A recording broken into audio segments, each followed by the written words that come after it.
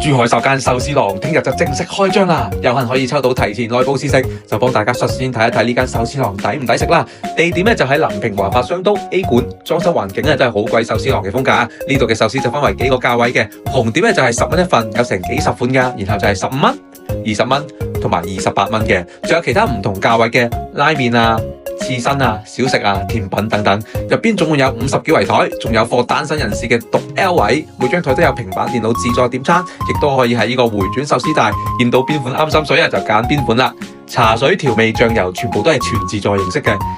呢個新幹線嘅送餐儀式感真係滿分啊